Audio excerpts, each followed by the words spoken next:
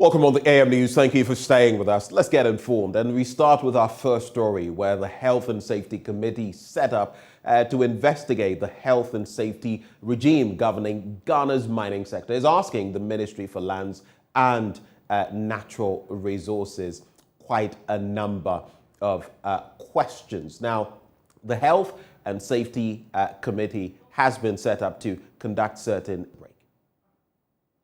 We had initial discussions with the Chief Executive Officer of Minerals Commission, and in addition to the 14 measures that they have already taken, some of the issues we also flagged, he indicated that he's observed them, he's flagged them, and some action is already going on in those directions, including some issues that I don't want to go into details here.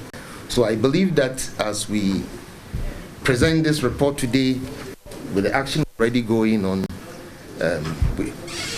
your good self, Honorable Minister, you engage me in us.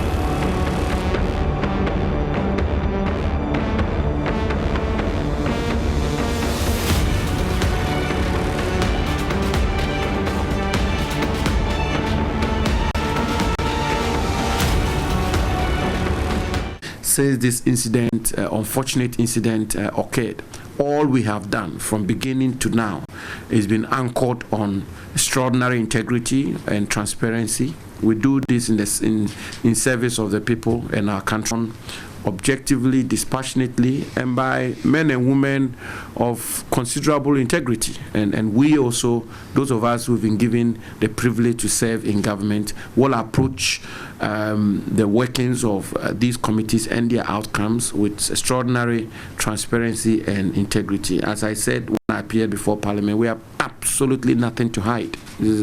Everything is above board. We're discharging our duties with fidelity and loyalty to our oaths, and that's exactly what we're doing. Abu Jinapo, who says the report will guide matters to do with the health and safety of the mining sector in Ghana. Now, Fix the Country convener Oliver Barker-Vormawor has dared the Attorney General to follow through in his quest to prosecute him for allegedly plotting to overthrow government. He made these comments when the Tema High Court heard legal arguments on whether the youth activist should be granted bail.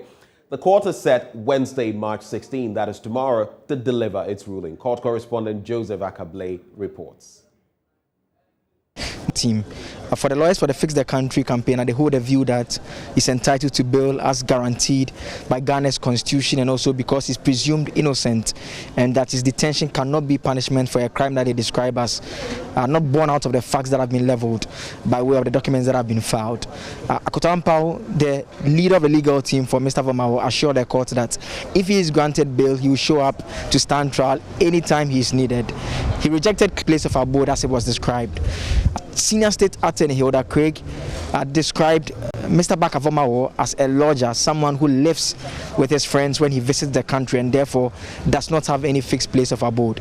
She said the state having access to his passport is not enough assurance that he will show up to stand trial anytime he is needed.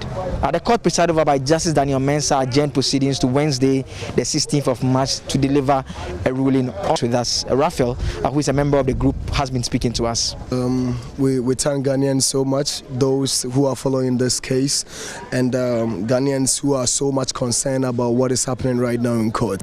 I can't prejudicial over some case pending in court right now, but what I will say is we thank the judge who sat over the case today. Like you heard, he said he's really certain, let the rule of law work. If every single Ghanaian deserves a bail when it hits this point, at least Oliver is not different from it. He's supposed to be granted bail just like any other citizen. The country has to protect its citizens and not to scare them. Okay, so we are just hoping that the judge on Wednesday, as with whatever investigations due, to make sure that they come out with a conclusion of this case. That is all we are hoping. Will you be surprised if he's not granted bail? I wouldn't be surprised. I wouldn't be surprised because it is just a history repeating itself. This happened in 1954, okay, when Nkrumah rose up fighting for this country. Okay, so it has happened. It's not only Nkrumah to be ready for all this kind of intimidations. We are ready for it. And we are going to stand firm and support Oliver till the end of this case. We are back at the Tema High Court on Wednesday, 16th March. For Joy News, my name is Joseph Akable. Now, the Minister for Parliamentary Affairs, Oseichi Mensah-Bonsu, wants the role of engineering in sustainable development highlighted to attract more females. He was speaking as part of activities to mark World Engineering Day by the Technology Consultancy Center of the Kwame Nkrumah University of Science and Technology. Mensah-Bonsu underscored the role of women in sustainable development. He believes it is crucial that women make their presence felt. The aim should be to increase the visibility of engineering and opinion that this can be achieved in the various senior high schools by supplementing the STEM curriculum with practical engineering applications. Oftentimes, engineering, science, and mathematics that is taught is the practical engineering applications in the teaching of the courses, such that it will make them very friendly to the students, in particular the ladies. This year's celebration coincides with the 50th anniversary of the Technology Consultancy Center. The center has been designated as a UNESCO Category 2 Center of Excellence status. The center is supposed to be autonomous both administratively and financially. Professor Mark Aduma Samoa is Provost of the College of Engineering. Technology Consultancy Center of KNUST has been designated a UNESCO Category 2 Center of Excellence transfer to serve the possibly beyond. One key requirement imposed by UNESCO is that the center be autonomous, both administratively and financially. The General of the Ghana National Commission for UNESCO, Mrs. Amasewa Nekwe Tete, urged the center to think of risk mitigating innovations. Globally and plan the future, taking into consideration future and potential risks. We must therefore engineer the future, thinking about disaster risk reduction and the use of innovative technologies. I would like to congratulate the Well, the African Institute for Mathematical Sciences is worried about the continuous depreciation in the number of female students studying mathematics at the university level. The center says the numbers begin to drop from the basic to the senior levels. President of AIMS, Ghana wants government to introduce the studying of mathematics among female students in junior and senior high schools through electronic means. There is more in this report. Speaking at the International Day of Mathematics and the launch of AIMS Ghana at 10, the center president, Dr. Prince Osei, revealed the institute is set to roll out an online program to bridge the gap of mathematics being a male-dominated field of study. He among female students. Math and science in general has benefited a lot from diversity. So we need a diversity and inclusion. So we need to make a deliberate effort to encourage more females to come into mathematics and science. And that is what we are doing at AIMS. So we are at the point of introducing some programs, online platforms to encourage junior high and senior high school to learn math online free of charge, and trying to encourage them to take more of training and research in math. Meanwhile, Deputy Minister of Education John Intim Fojo says efforts are being made to facilitate the achievement of the initiative, as the ministry is going to create STEM schools across the country to increase female participation in STEM. Many efforts will have to be made to make it more attractive and to be able to even attract females to get in, to be able to get to a gender parity of 1 when it comes to gender participation in STEM. Wesley Girls by far still remains one of the best SHS we have in the country, and they are very strong in math, and so you see the Wesley Girls, and that is why the all-girls STEM high school is going to be created. We have one at Bosomtwe Girls, and we're also going to have one at Katamanso, which is going to be affiliated to AIMS Ghana, situated very close to them, and they are going to mentor them. So that is one of the initiatives that we are implementing to ensure sciences. She shares what inspired her love for mathematics while she was a student. Mathematics came quite easily to me because every time I tried it, from high school, from junior high school to senior high school, I always scored very well. So it was a great motivation for me. And I also had teachers who really motivated me. In fact, one of them called me their heroine. Sciences also intends to extend this initiative to the rural areas. Mausi Numon's report for JoyNews. Now, in our next story, work has begun on the Lap Polyclinic 2 years after it was pulled down for replacement. However, residents in the Lap community remain doubtful the project would finally take off. In 2020, the polyclinic was marked at the Lap General Hospital. Michael Ashali has the rest of the story. Nekeno bena ba kat so jomini jo akeba na gbena na keni bi efente ene ye bi e cheje mene anya akeba ba kete. One of many residents who doubt the project will take off. She tells JoyNews she has seen machines brought to the 2 years. Ifia Ohiniwa Ate is a mother of 2 and is one of many residents who used to patronize the polyclinic. She delivered her second child at home because the clinic had been pulled down and could not make it to any other health facility on time. When the hospital was there, my second leaving, I was in charge with it because my insurance covered me. And with my TNT, I was okay with it. But for my third born, I went to Rage. But because of the distance and my husband was on around, I get back in the house. If the hospital were to be there, I can really take a walk to there. But to here to Rage, I can't take a walk. So that's. And meanwhile, I was in labor, so I can't walk from here to Rage. You understand? So I was feeling the pains, and I just sat down, put clothes on the floor, and I get back on it in the house. Before I started to call one of my friends, before I was taken to Rage. Meanwhile, a quick visit to the site shows heavy equipment have been brought to the site, ready in 30 months. Now we are about 20 more, 20 now. Okay. You have about 20 people here. 20 people here. So for the work that you started, what are they expected to do? The 20 men. Okay, the 20 men. Some are electricians doing the electrical work, and then carpenters and then masons to do. So, sir, so for the sake of language barrier, how did you ask him that? When did they come in? How much of their equipment do they already have in the country expected to begin proper work? If you ask him that for me, when should we expect proper work to begin? Okay. Shatta, you allow this work. How good, proper good work we do? The president, no, me no understand.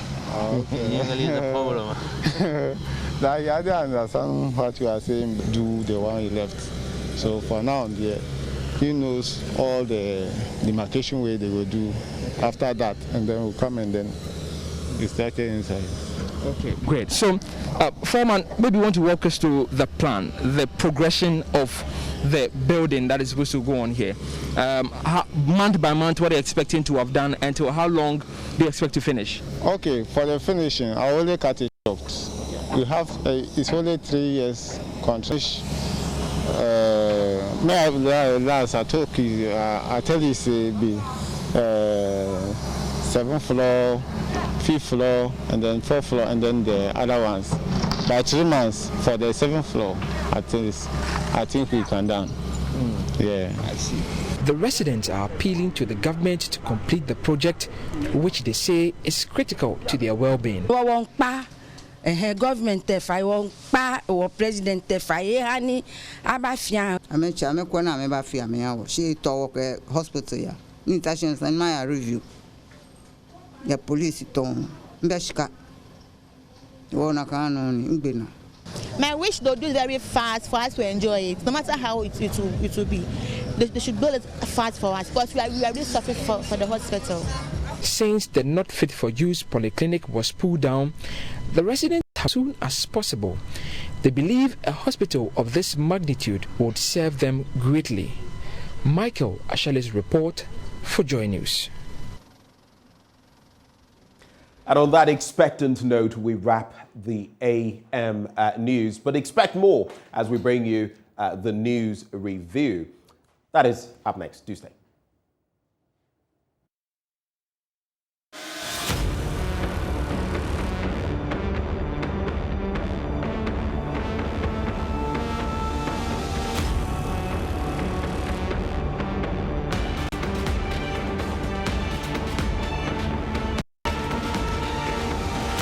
Time now for us to dig into the papers and guess whom we have. Yes, as announced, media consultant Liz Hayfron Asare. She is our guest as we get into the papers and also explore other matters of national concern.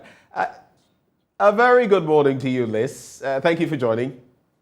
Good morning, and thanks for having me. Great. It's always a pleasure. And this morning, even before we get into the paper, some of them reflect some of the matters I want to get into.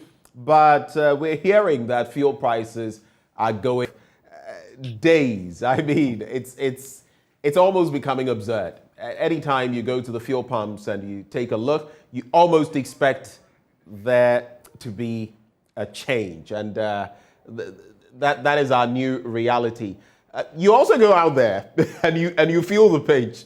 How do you react to this? I mean, every day. When was the last time you went and saw a difference? So I don't know. Oh, okay. But I mean, however you get yourself by, I mean, and I'm sure you've noted that people have been talking about the fact that the prices keep moving up. You followed that, I want to believe. What is your reaction to that? For me, because I go to the pumps all the time, when I go and I just take a look up, I look at it and I'm like, if it hasn't changed, I'm like, oh, thank God. If it has, there we go again. Well, I guess we'll have to live with it for some time. It is a worrying factor in effect. So everybody is concerned about fuel prices. But when we look at the world scenario and the fact that Russia and Ukraine are still at it, where they're still at war, and these are places where we look to for fuel. I mean, the rest of the world depends on both places and the other areas. And the war itself is causing so much hardship.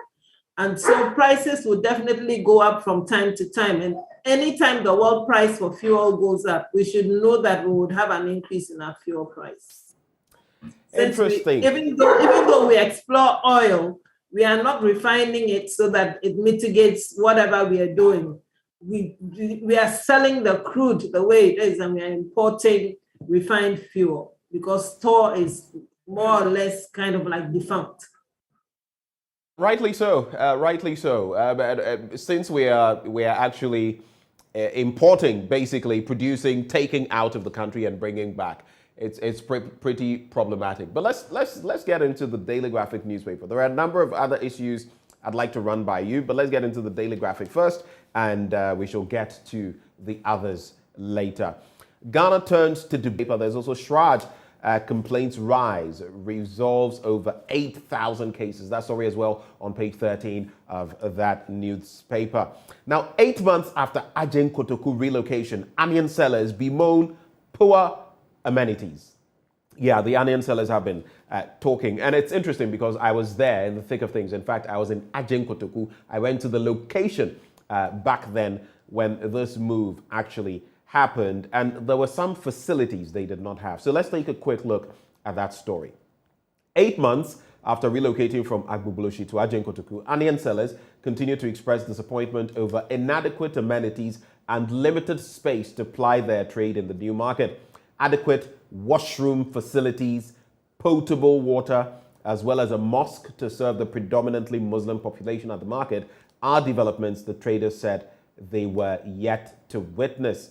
An 8-seater lavatory facility is the only available washroom serving the over 2,000 bulk breaking traders and their customers in the area. Regular visits by the Daily Graphic spanning over 5 weeks have revealed. Additionally, the limited number of sheds at the place has driven some of the traders into open spaces, exposing them to harsh weather conditions. And there's a picture that you may not see, but it's on page 3, a makeshift structure which serves as a washroom for the traders. Nothing to write home about. Your quick take on this, Liz. It appears, I don't know what it is, but whatever we plan to execute, whether it's from the La General Hospital that we're trying to restore, 2 years after having brought it down to the ground, or relocating onion sellers, it seems whatever we do, there's always a but somewhere. We never do anything to perfection. But what's your reflection on this bit? Because I was there, they complained about these things 8 months ago, and 8 months after, it still is what it is. Our work ethic is poor. I would want to believe that we thought that the relocation was because the place had been done. Right. And therefore it was habitable. So that was why they were moving them, much as we wanted to clear Agbogbloshie. I think that the authorities should be up on their game. I think that we should not shortchange ourselves, because if you're shortchanging an extension of everybody's home, and so if the place is hygienic, then you know that you want to go there and shop and bring the produce home. If it's not, then all of us are at risk, because if it's in a deplorable state and there are not enough facilities, what are they resorting to? If there are only if there's only an 8-seater washroom for 2,000 people, then when there are more than 8 people desperate at the same time, what happens? So then the environment becomes degraded. There'll be contamination on the onions, and definitely if you go and buy it and take it home, you're taking contaminated onions home. So our health is something that we should be thinking about. And I think that when we decide that we're doing something, we should do it and do it well. We should be efficient and effective. So if you want to move them in a short space of time, you should make sure that where you're moving them to is up to scratch, so that you don't have people wanting to move back because maybe where they were was better than where you've moved them to. We should work together as a people and ensure that we look out for each other and care for each other. So whoever is responsible for moving them and for taking care of the place and making sure that the amenities are provided for them. So if it's shoddy work that has been done, of course, the Greater Accra Regional Minister, Henry Quartey, has been at the forefront of all of this, not just in Agbogbloshie, but in other areas as well, even the cleaning that is going on in the region. But if we will do something, then we might as well do it fully, shouldn't we? There's also the story, not a story basically, it's an editorial piece that I'd like you to react to. It's by Caroline Boateng, and who is with the Daily Graphic. And she talks about breaking biases, women their own enemies. She concludes through that day and the celebration from last week, it taught me that no, women are not their own enemies. More often we cooperate and collaborate well. But I'm just bringing this up since quite obviously you're a woman, and since this charge often comes up in your corporate life, in your familial life. And what do you think we can do to change that narrative where people think, oh, women are this and women are that, especially in office, they tend to act like this, and it works against other women? Women are not their own enemies. I have always said that women are not their own enemies. My rising to the top was as a result of role models that I had, even in my office, who were women and who encouraged me to do the best that I could. And so I rose quickly because I was getting all the help I could from the women, as well as the men. When women are principled and strict, a lot of us women don't like those kind of women. We like women that we can kind of like patronize and they put their foot down when you do something wrong, then you begin to shy away from them and think that they're being overbearing or something like that. When the men do it to their male counterparts, nobody says anything about men being strict and principled and pushing their male counterparts to the wall. The moment a woman does it, she's called names. She's iron lady, she's strong-headed, she's whatever, you know. And you find that in offices where the women are at the top, the men will come to you and try to patronize you and say, oh, you must have a soft heart, you must be a mother, you must be accommodating. And then there's a problem. But women are definitely not their own enemies. I have encouraged a lot of women and a lot of girls to stay focused, to work hard and move to the top. And together we can make it. Together we can make it. Let's wrap with one other women's story, and then we can proceed from there. That's with the Daily Graphic newspaper. 42% girls and women anemic, and that's according to the health authorities. Let's break it down. About 42% of women in the country are anemic. The Upper East Regional Director of Health Services, Dr. Emmanuel Kofi Doji, has disclosed. He said at least 45% of the figure were pregnant women. And of course, we know that when women go into pregnancy, they develop blood pressure issues and also anemia. And with another 48% of them being adolescent girls. Looking at this medical statistic, of course, we're also trying to meet global health targets and all of that. How worrying is it for you that 42% of girls and women in Ghana are anemic? Shocking for me. It is very worrying.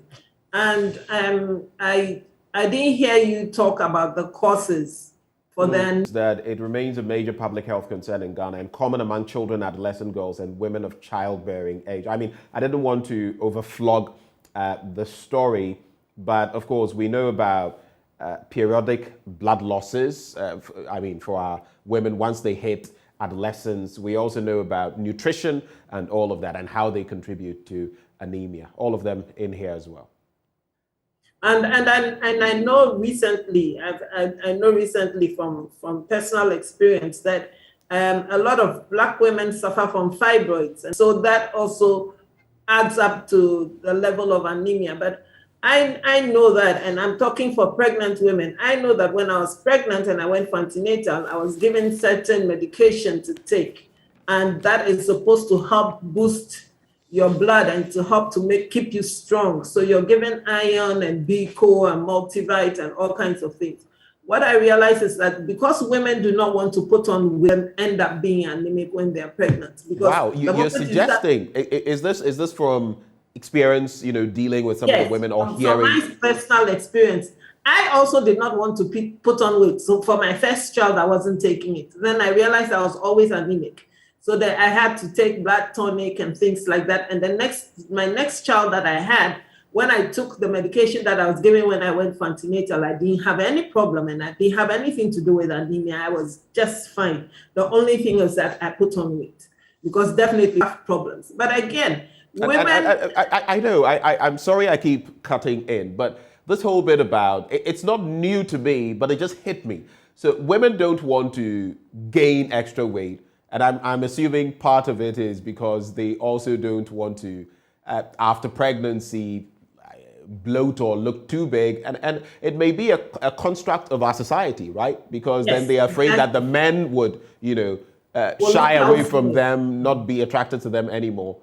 So I guess there's a lot of education that must go into this then. Exactly. We need everybody's on the move, everybody's on the go. You don't have time to stay home and cook. You're working, you come back, you have to take care of children. And like of old, our mothers were the last ones to eat. It still pertains to today. The woman would serve everybody and eat what is left.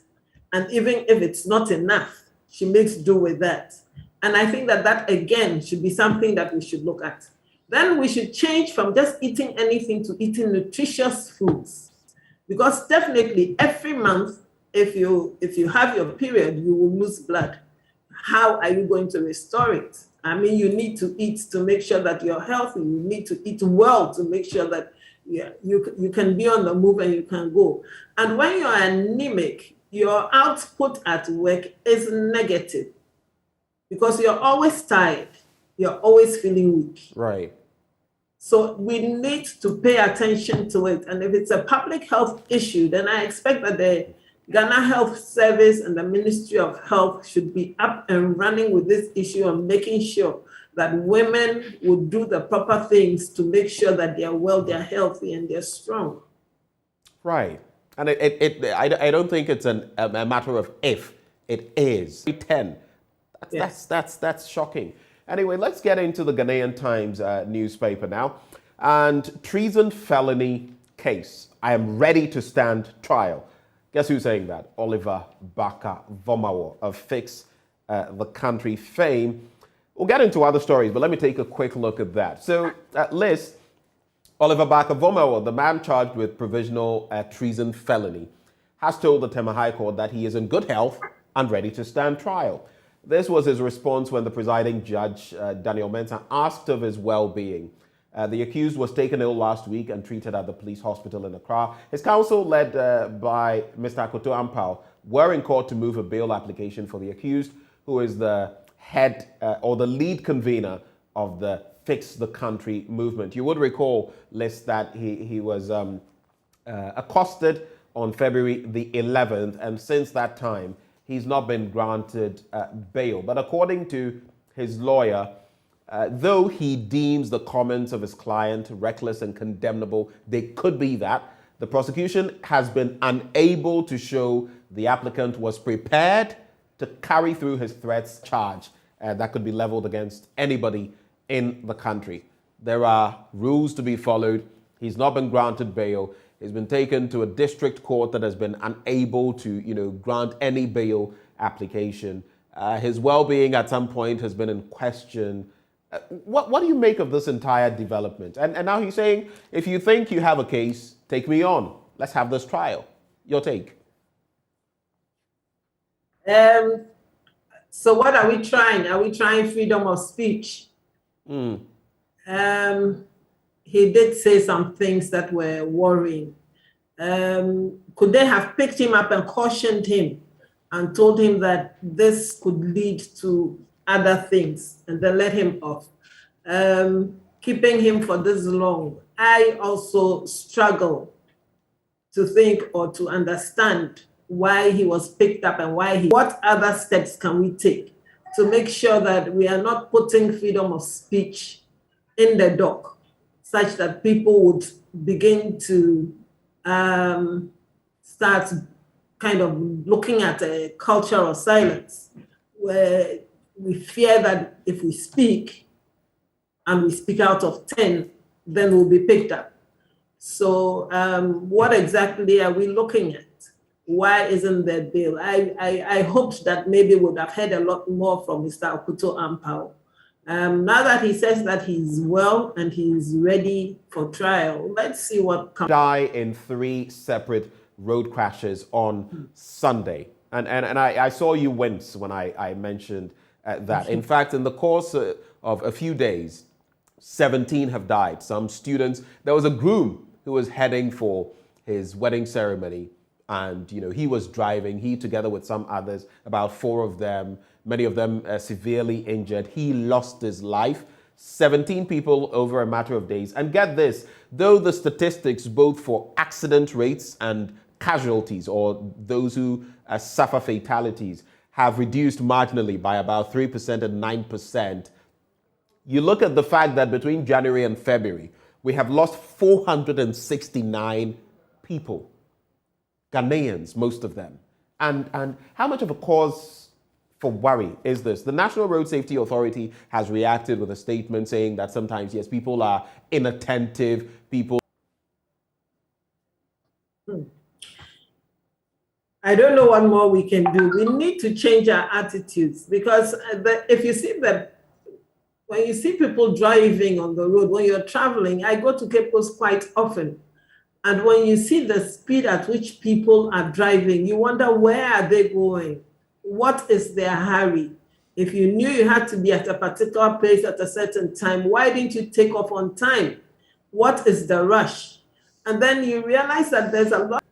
What kind of people are driving? Who are those that are behind the wheel? Are we sure that everybody has gone through some drive training to make sure that they understand the signs on the road, to make sure that they are being careful and being proper, especially for the commercial drivers? And I keep saying that when I take a commercial vehicle, the first thing I tell the driver is I want to get where I'm going. When I sit in my car, I tell the driver, I'm the one who is going, not you. You drive at my pace, not yours. You know, so we need to be careful. We need to make sure, I'm saying, why don't we make sure that our drivers are educated? Let us have educated drivers, at least to JHS. Let them understand the road signs. Let them understand that people's lives are at stake. If we don't do that, then we are in for serious trouble, and definitely there'll be more deaths. We used to blame the roads before, but I believe that the roads don't cause accidents. It's those behind the wheels. It's those who, you see people behind the wheel and they have the phone in their hand. You see people, and the police started arresting and then stopped because we are recalcitrant. I mean, no matter what you do, we'll still talk on the phone and give the police something to let us off. We won't use our earpieces and all like that. So, and we are having accidents as a result of speeding and careless driving. I shudder to think what it will be when the roads are good. Indeed, a worry. Let me just tie in this two stories that I want to bring up, one in Ghana and one in Kenya. If you've been following the international front, in Kenya, some 16 boda riders, some sort of vehicle they use their motorcycle-like, and they assaulted a woman, dragged her out of her vehicle, and ripped her clothes, and now 16 of them, newspaper. Man gets 10 years for publishing naked videos of businesswomen. And it appears some people have still not come to terms with the fact that you cannot do that. Your own nudity is not acceptable, even out there, to talk of someone else's. And for those who forget that there is a law bordering on displaying other people's nudity because maybe you have those pictures available to you, whether you're a spited lover or whatever. But in this story, a CCTV by an Accra Circuit Court, Several has also been ordered to pay 10,000 Ghana cedis as compensation to the woman for the trauma caused her. A step in the right direction. And why do you feel, is it chauvinism? What kind of society do we have in which across Africa you see a lot of these incidents, men feeling they have the right to deal with women in certain ways or even expose their nakedness? Your quick take on that. And my question is it her private residence or is it office or is it a hotel? I mean, where did he get those pictures from? Where was he able to access CCTV from? Much as it is wrong for him to publish, we need to go beyond the publication, because if we are not being careful in protected, then we have a problem. It's good that he's been jailed. I mean, you just don't go about publishing nudity all over the place. Like you said, even yours, it's a problem. I mean, it is something that we frown on as a society, but our rules also have said that you can't openly display nudity people more. I always say that when something is done and somebody goes wrong, if you still keep quiet and do not educate the populace, then you have not done anything at all, because not everybody would follow your story and know what happened to culprit A. So we need to educate the people. We need to also make our laws available for people to understand that this is what the law says and you can't go beyond that.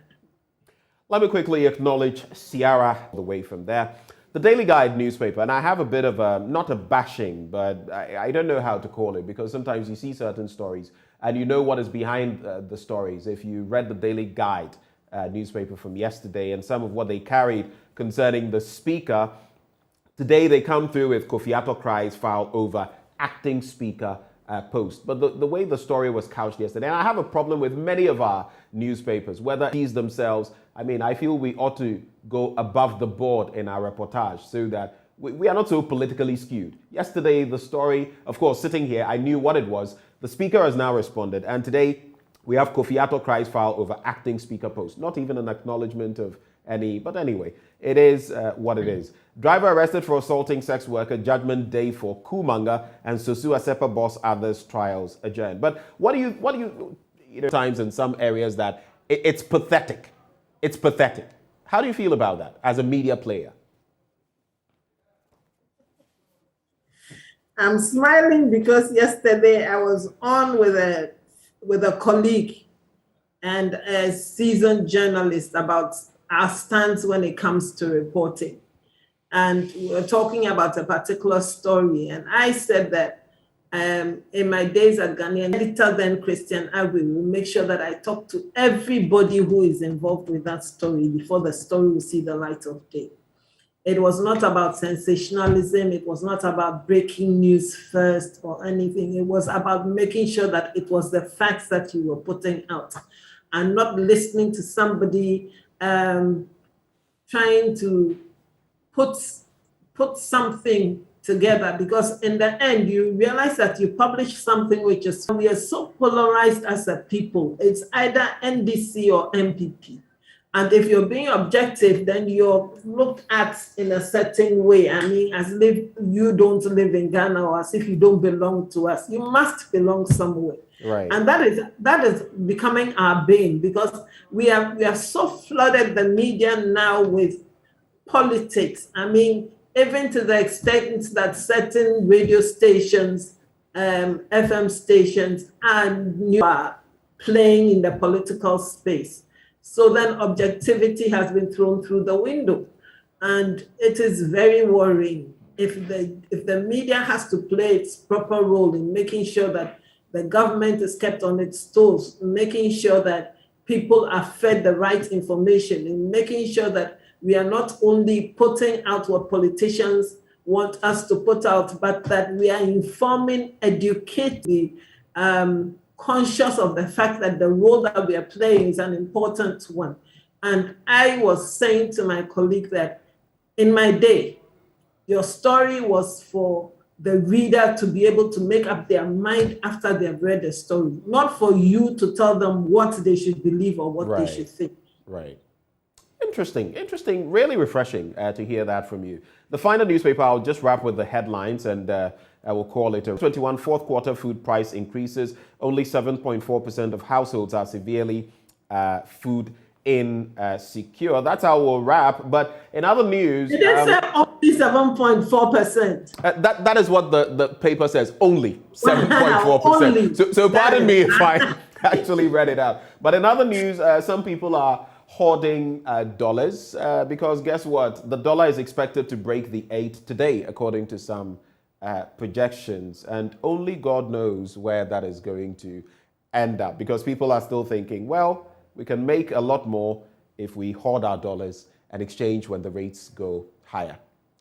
God see us through. But Liz, thank you, and same to you. That is media consultant Liz Hayfron Asari, who has been our guest on the News Review. Time now for us to do sports. Up next, right here on the AM show. After that, our big stories. Stay with us.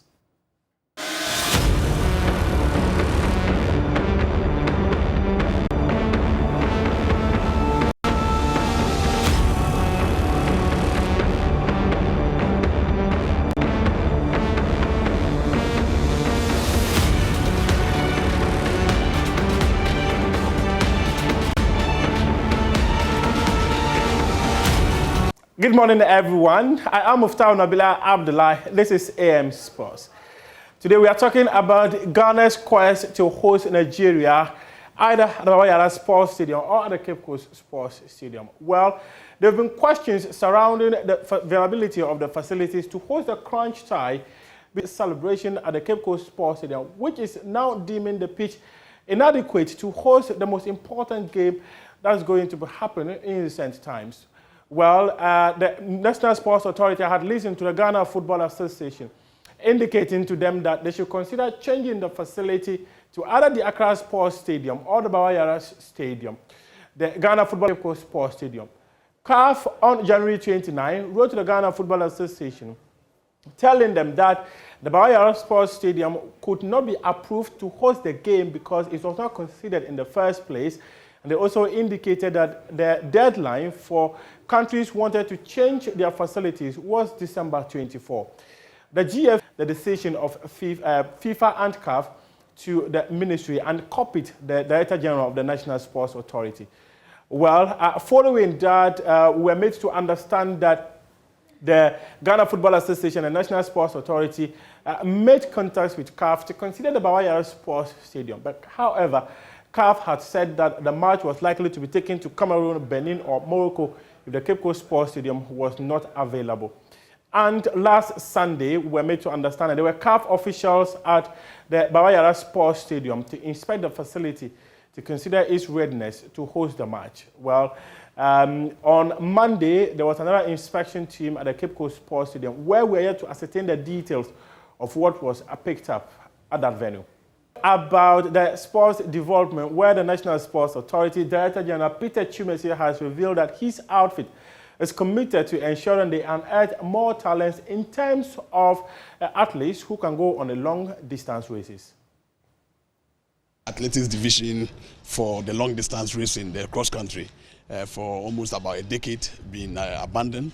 I think the government of Excellency in Nana Dankwa, when it came up, our sports also need to be given the chance for development and promotion. And so he tasked us to ensure that we evenly spread out our investments. And I think athletics is also one of the areas I think you know very well that the Ghana has been doing so well, except that maybe probably attention that was given of the bit limited staff, most of them coaches and technical. That means that we're able to spread out to put officers across the nation, about 16 administrative regions now. We have all of our officers who are there working in partnership with the Ghana Athletics Association, you see this with them, and many other more. And that means that we were able to improve upon our human capacity. And then the resource-wise too, I think we have also been really supported in terms of sports infrastructure. I think you can see they're spread out across the whole country. So what was really necessary for us was to really this in 2019. Then we went to also a Jumako Central region. We were in the north, western north, the Seshibi also. And then this one was Achimoda. I think if you look at from the time we restarted and then all the various competitions, that you see progression. We see the Ghana Athletics Association, who was also advised to even take the athletes' data and make them available to World Athletics for them also to be utilized and given opportunity. So this has seen so much advancement, and I was not surprised that the Vice President himself indicated to us that he wants to actually indicated and directed us that when we are done, we should bring all the athletes, the winners, that we have found them from the grassroots who are going to represent Ghana on various sporting teams to represent the nation. We should bring them over to his office, the presidency, and that's what we have done now.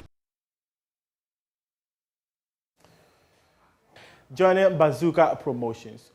He's explained why he decided to join Bazooka Promotions. According to him, Ike Bazooka Korte has won a world title before, and he's the only one who can show him the way to win a world title.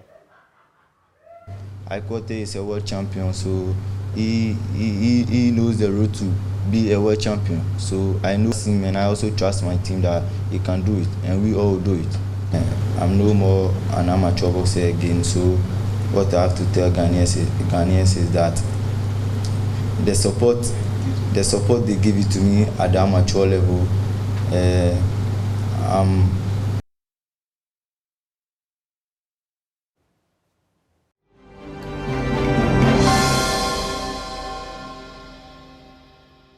as we hit the nail on the head, I'm talking about our big stories, and quite a number of them that we're going to be discussing, from Ghana's parliament, the failure to have a quorum in the august house, and what the effect has been on the business of parliament, on the ruling of the Supreme Court, and what it means for parliament in terms of the implementation of it.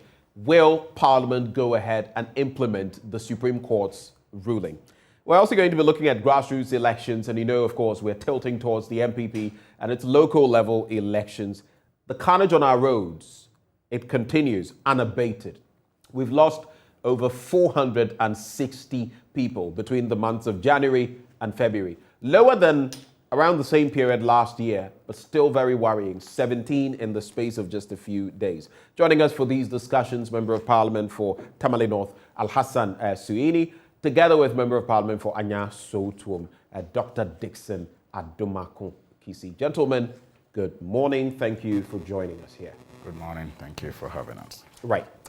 So we start off, though, I just want us to take a quick look at some of the other, bread and butter issues that are happening. And yesterday, just as I was intimating, I saw a shot from one of the filling stations, I don't want to mention which one, where I purchased from, and it appeared they were reviewing the figures late into the night. So today I'll just pass by to see whether, I don't know,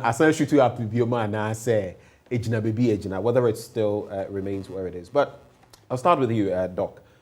How do we address this issue? It appears now practically every week or every few days, you see an adjustment in the prices, even GOIL, even the state, entity GOIL. And put that side by side with the fact that according to some analysts, the dollar will break the 8 today in terms of the dollar to CD ratio. Putting all of these together, what are your expectations moving forward? How do we handle the situation? Well, let me take the opportunity to say hello to all your viewers. In fact, your program, every time I leave, a lot of people say they saw you on Joy. So I'm happy to be here. It seems. And please continue joining us as well. You add a lot of flavor to our show, so we're also grateful. In as much as Suhini permits me, yes, I'll be coming quite often. Isn't it true? So with the fuel. Shots fired. Fuel prices. In fact, let me tune into Russia, Ukraine. My prayers goes out to all the refugees now and victims of this onslaught. For whatever reason, anytime there's war, each side has in their mind a very good reason for going to war. But at the end of the day, the youth, the women and children, the men, the husbands, fathers, are the people that suffer. And unfortunately, some hospitals have been hit. And it's quite tragic. Very unfortunate. Quite tragic. A maternity ward, yes. A pediatric hospital. Very unfortunate. Very unacceptable. Terrifying. In terms of the engagement in wars. But literally, their issue affects all of us. Right. And it's quite unfortunate because these are huge players in the oil distribution network or energy distribution network. And it's not just Ghana. It's affecting the US, it's affecting the UKs, the European countries. And literally, if this thing doesn't come to an abrupt end anytime soon, then our energy prices are going to be still much so affected. About 20 days into this, it's not looking like it's going to come to that abrupt end you speak of. And we need to come to terms with reality. This is not something that the government anticipated was going to happen in terms of energy-related issues. And I don't think even the opposition party anticipated that we would have a Ukraine-Russian issue early into the year. And as a matter of fact, I will beg Ghanaians that we look at the fuel price increases in that perspective.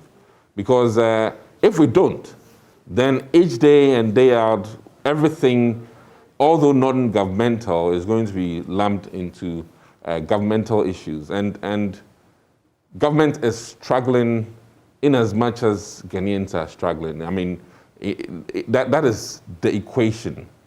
We don't control oil prices. Yesterday, I managed to talk with the ambassador for Zimbabwe, and Zimbabweans are also undergoing such challenges. And I've been following on the BBC. Yes, they are. And they are even also looking at increasing tolls. And in fact, On a personal note, I think we need to maybe revisit our toll system again in Ghana for. You mean the fares, the tolls, basically. Tolls on the roads. On the roads. That is something that the finance minister said recently. It has to be. There's a regret about, and for me, I'm sorry, but it was a no-brainer. You were making over 216,000 CDs. You hadn't got what you felt you were going to get from other sources, and you just took it off abruptly. The thing is, let me add one key thing. The revenue collection at the toll booth has to be taken straight, has to be perfected before we reintroduce it. Because I'll be frank with you, not all tolls end up in the government coffers.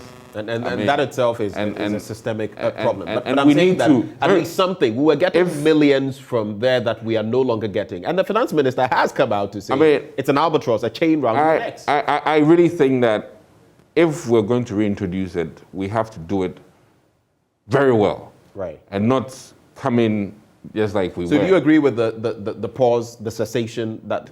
I think it was a lot of excitement, thinking that maybe the e-levy would have just gone through. Right. And I think we counted our eggs before they were hatched. I mean, in literal terms. You counted your eggs before they were hatched. And or chicken before, either way.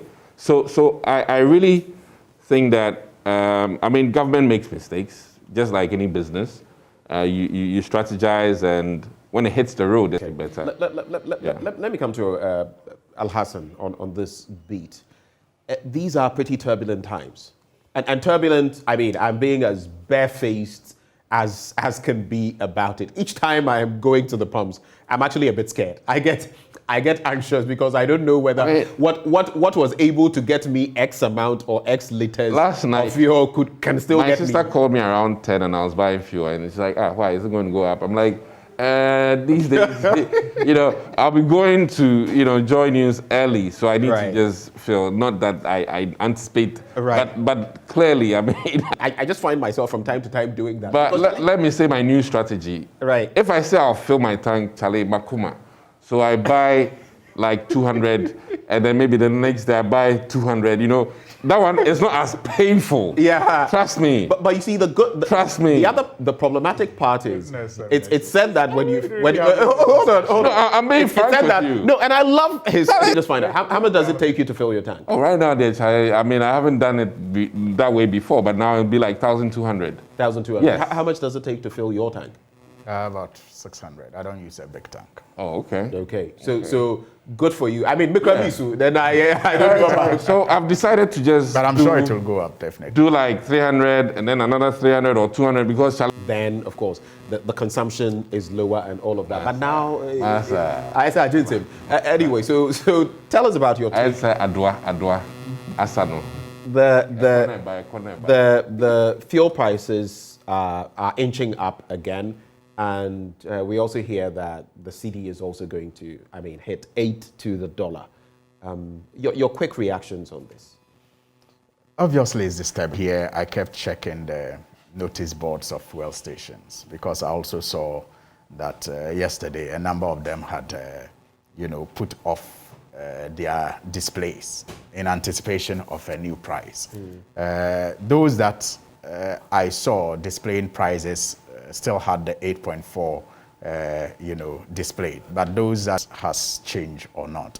Right. But if you look at the pricing window and look at all the factors and the formula that is used in calculating the prices, it is correct when COPEC says that we may be paying between 9 and 10 cedis this week. Right. And that clearly is disturbing. But I think that our case is made dire by the taxes that we have on these fuel prices. And some of these taxes, many of us have said, have outlived their usefulness. And it is time that, especially in these very difficult times, that government begin to look at these taxes and see which ones specifically they can do about it. Because you see, I'll come to that. I'll come.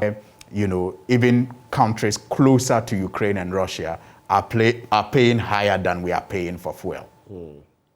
I mean, the US, for example, is paying less than $5 or around $5. But it's shot up. It's shot up in the US as well. That is even in the United States, where you know that prices are dirt cheap. That is why they can have all these huge vehicles on the road. I'm saying it's very expensive there now. Check the prices. It's still less than $5 or around $5. Week increments. But I'm saying that even as they complain today, they are not paying as much as we are paying. Right. In dollar terms. In the UK, people have told me about over £1 and all of that. But of course, and you look at the fact that we are basically inching towards £1 per litre. Then you see that yes, maybe we shouldn't make those comparisons. Yes, because the standard of living. So that is the point I am making. That even as their purchasing power is higher than ours, and they are closer to the war than we are still paying, or will hit America before it will hit us, or it will hit their economy. Look at all the sanctions that are being put in place. Yes, maybe they don't import much from Russia, but they obviously have an interest in Ukraine and some of the European countries that are going to be affected. So I'm saying that the effect of the war that is felt by countries that are closer, has not led to a situation where they are even paying more for fuel than we are paying. Right. So the concern is with how we have structured our pricing system. And the structure includes the taxes. So long now, many of us have been calling for the government to take a second look at some of these taxes, like the energy sector. I hear you. You've said this time and again, but let's face the facts. Is it practical at this point? Government is bleeding.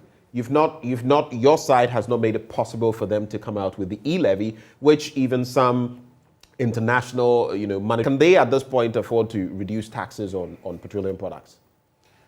You see, in the household, when you are assessing the economy, when things are hard, it's the father, the mother, who make cuts first before they cut, the children.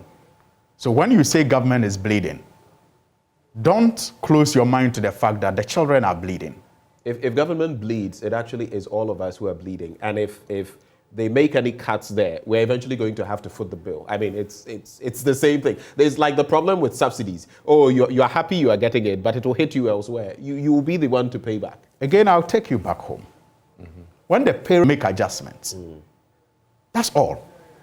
Government needs these taxes because of some reckless expenditure that they are engaged in.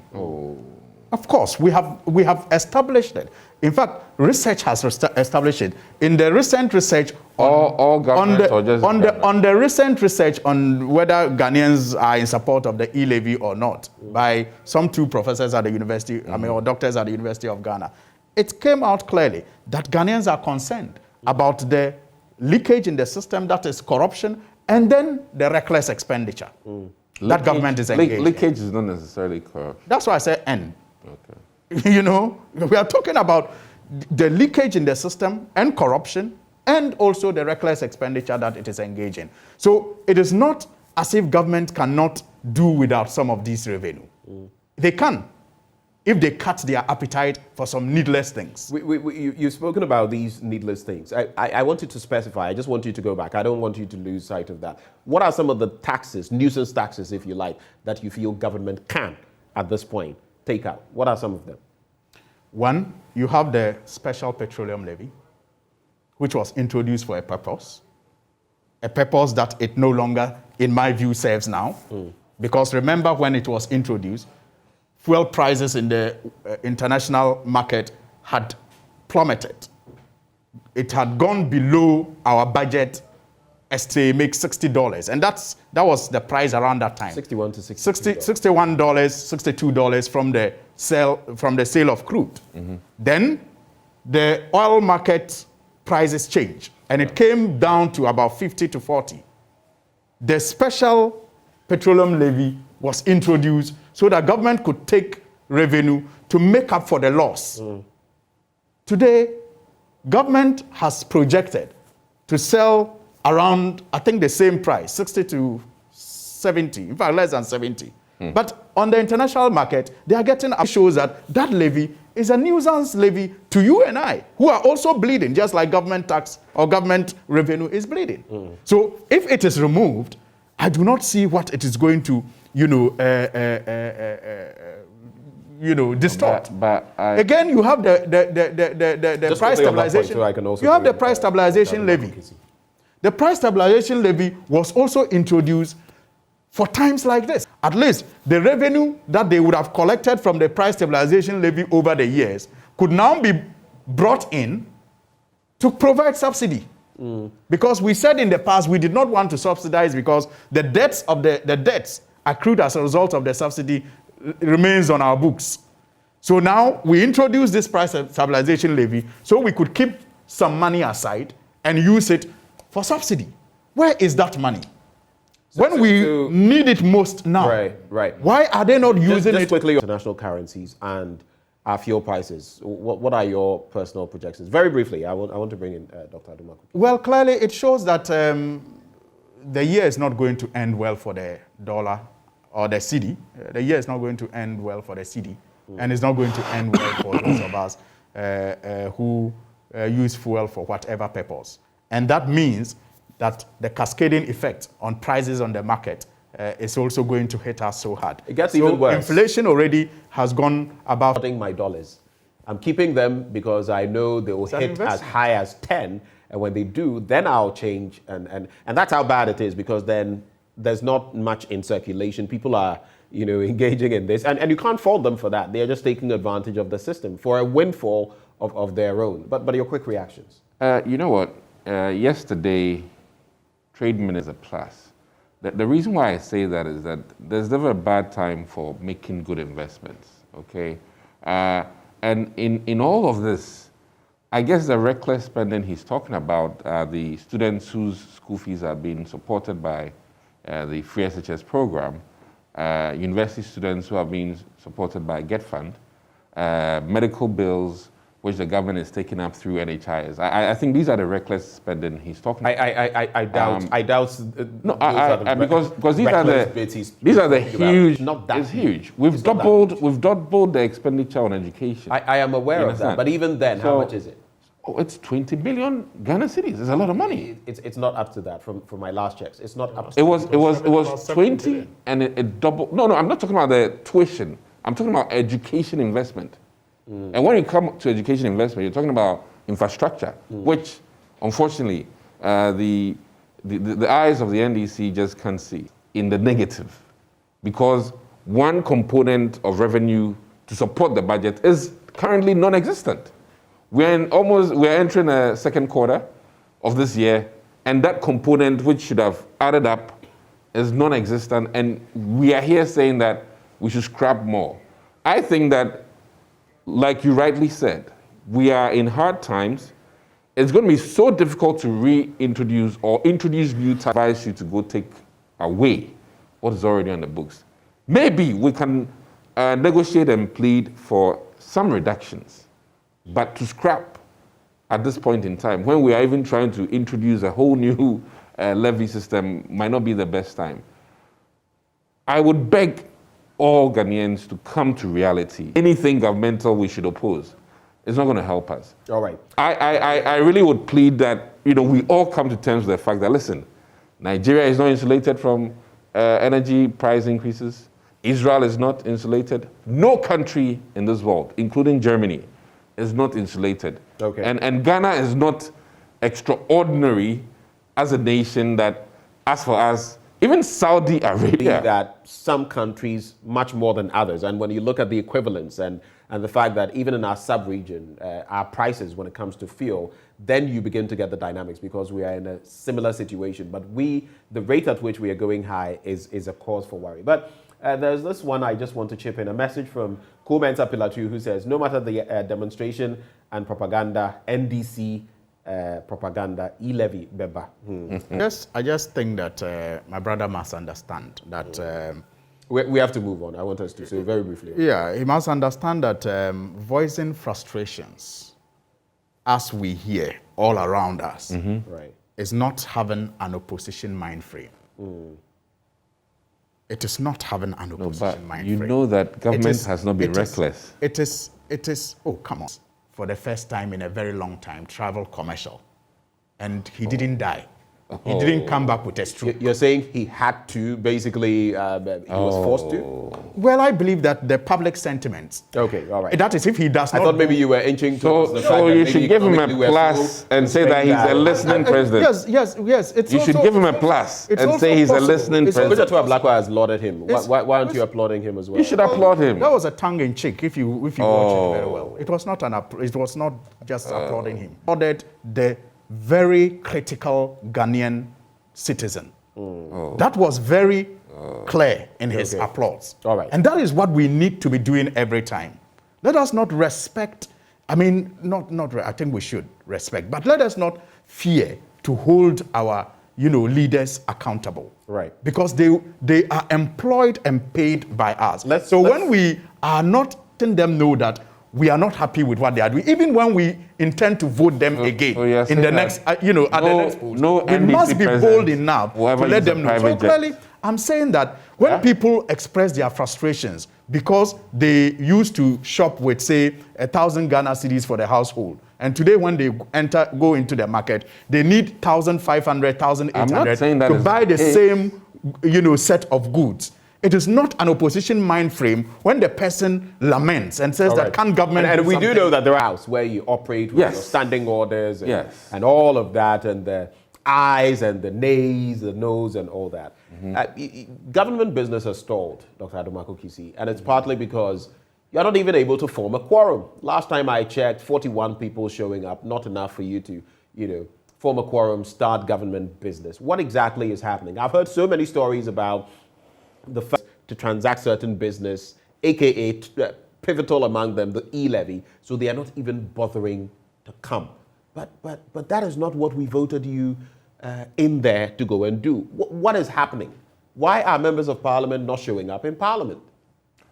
Well, let me say a few things. And it's been a very unusual scenario in parliament, and we all need to come to terms with the fact that never did we think that there will be a government with an opposition mindset scenario. Never did we think that there will be what we call a 137 NDC, knife-edge parliament. 137 MPP with one individual who is the Famina MP, an independent candidate, who then would choose to do business with one party or the other. These are very unusual scenarios from a statistical standpoint. And the rules of the game, as it was, did not anticipate these two things happening. Foresight No. from the framers of... because I've heard Professor, and again, I'm sorry I'm interjecting, but Professor Asari, Kuku Asari, for example, has made mention of the fact that even when we get to the deputies and their voting rights and others, there were certain things that from independence, the Independence Constitution, from the Republican Constitution, 1960 and all of that, that we've had, took stock of. And suddenly in 1992, we decided to jettison these. And part of those are resulting in the problems we are seeing. So clearly, what happened. Parliament did not pause to say that, wait, as we proceed, we anticipate these challenges. As a house, how are we going to deal with these? Because these are going to be the scenarios that can play out. And I must admit that we were hoping against hope that things will gel appropriately. Unfortunately, that has not been the case. And I really think that both sides, we owe it to ourselves to really sit down and then come to some level entirely fit for the scenario we're in. And both sides have to admit to that. Quick reaction from you, Al-Hassan. Your standing orders as they are there any problems with them? I'll come back to you. I just want to get your quick take on that. The dynamics on the ground has changed. I even believe I have heard, I don't know whether it's from the chairman of the Constitutional, Legal and Parliamentary Affairs Committee on Sunday, but talk of the fact that the standing orders themselves, there's been a bit of a process of looking into the Constitution. Is this still fit for purpose? Is this still reflecting the aspirations of the people? Do you concur? I mean, that is something that is a no-brainer. We have had the Constitutional Review Commission do its work. So 30 years on, life is not static. It is obviously going to be wise to want to look at, the Constitution and, of course, the standing orders as well, and many other, laws that we have been operating with in the country to see if they are fit for purpose or there's a need to tweak and fine-tune them. So we could have avoided some of these problems if we had been doing some of these refresher touch-ups. I don't think there are problems. You see, for example, I do know that in the last parliament, there was a committee put in place to look at new standing orders. So we've been doing that. So what happened? It's still work in process. In progress, I think. So 7th Parliament to 8th Parliament, it took this situation to get you to jumpstart. No. And you see, the 7th Parliament couldn't conclude on it. In fact, the 8th Parliament, we even delayed in forming committees because it guides the formation of committees. Then some other issues came up. The issues relating to, especially with the current situation. So even as the 7th Parliament considered new standing orders, they did not also anticipate the structure that we have now. So those issues then came up and they said, wait a minute, let's not rush to adopt it, only to want to change it again in a year or two. So let's take our time and fine tune it. So it's not like jump starting it because this is happening. It's a living organism. It grows. And things will continue to change as society evolves. So yes, clearly, and back to the point. So clearly, the grounds have changed, and I really think that as a matter of urgency, we need to sit down as a house and Jojo, without ideologies of entrenchment or of some sort, and let's really address the fact that the standing orders as it stands now need to be adjusted per what has happened. Until then, these fights will continue. Now, there's another key thing that I really beg Ghanaians to be aware of. No institution is on its own. As we fully are aware, when we got voted in December of 2020, I was not the MP until I was sworn in on the 7th. When the Speaker was voted for, he needed the Supreme Court Justice to come and swear him in. So he was not with authority until the Justice arm of government came to empower him. And then he had the authority to then empower who? The executive, which is the president. So the most supreme document in this country, whether you eat Indomie or Gari or whatever, is this document, which is the Constitution. And the Constitution can be subjected to various interpretations. And the only house, August House, empowered or mandated in our, framers' mindset is the Supreme Court Justice, not Parliament, not the executive, but the Supreme Court Justices. And when there are issues on the floor and we are not seeing eye to eye, it is appropriate that we go back to the authority in this country, and that is the Constitution. It's interesting because, again, that feeds into another conversation we are having. It weaves into the fact that we now have the Supreme Court ruling and saying that deputies can actually exercise the vote. And some have said that, yes, this is simple logic. Others have said, even as you help me, what is your reaction to this ruling? This would not have been an issue if we had a huge gap in terms of the NDC MPP number of parliamentarians. Because then, if it was a 5 gap or even a 4 gap, whether the deputy votes or not, it won't matter. Right. You understand? But we're in a scenario where that single vote matters. That is why this issue is now relevant today.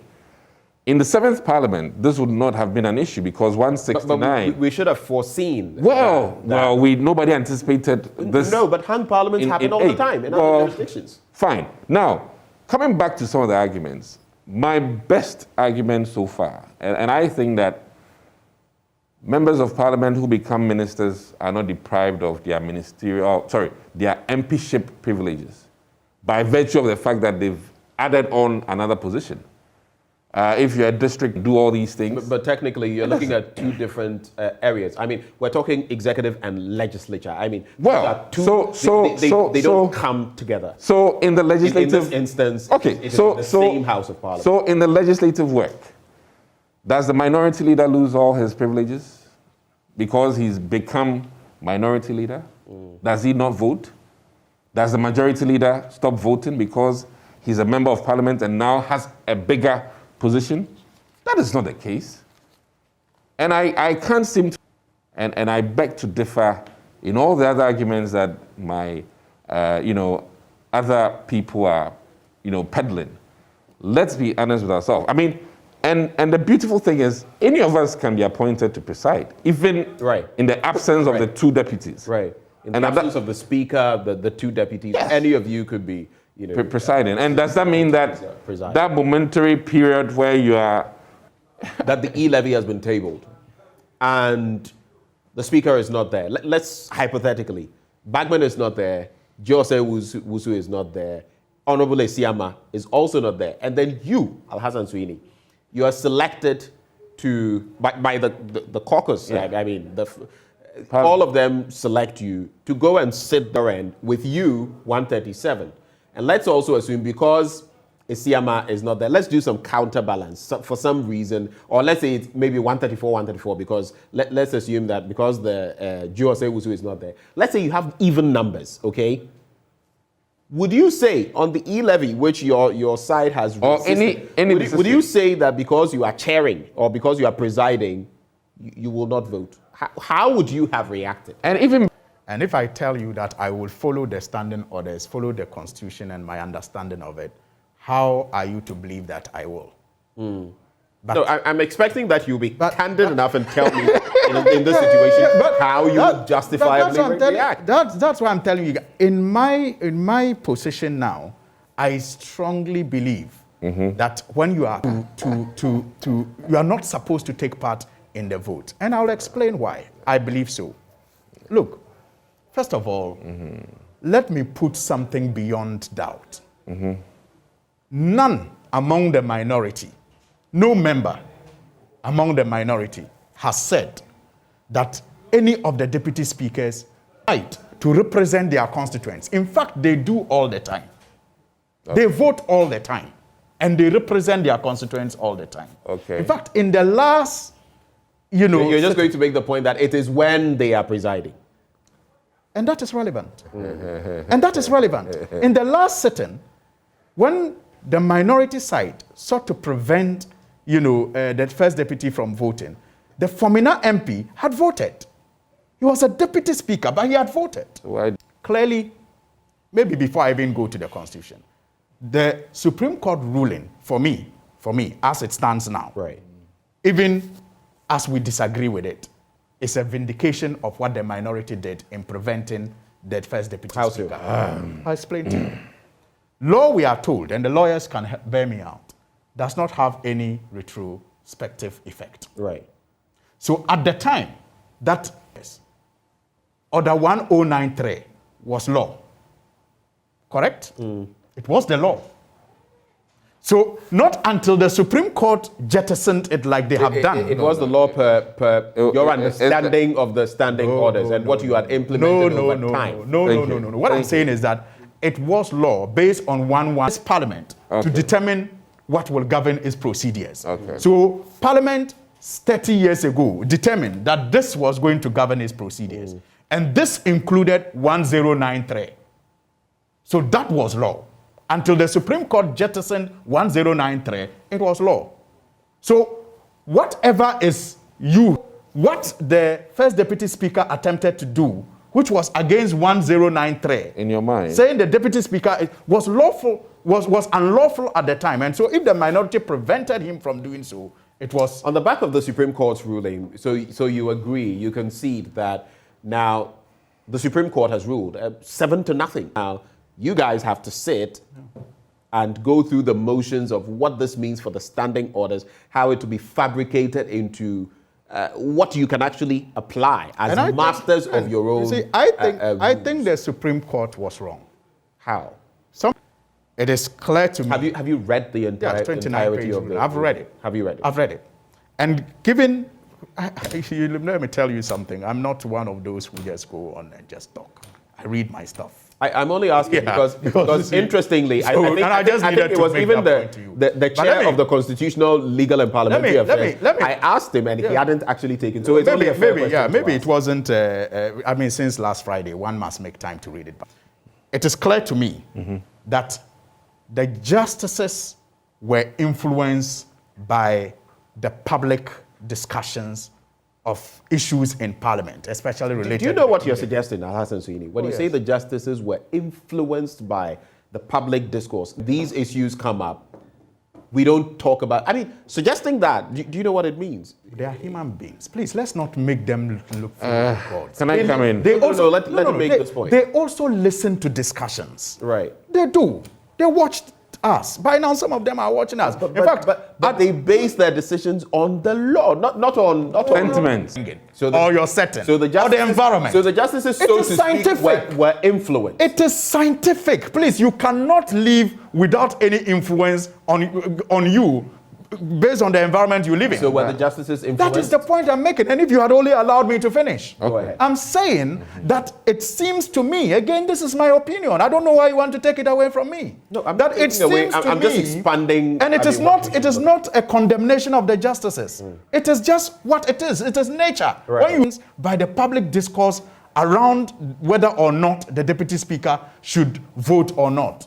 And I will explain. Look, for example, in my view, you don't reduce the role of a member of parliament when he is or she is to represent the constituents to just voting.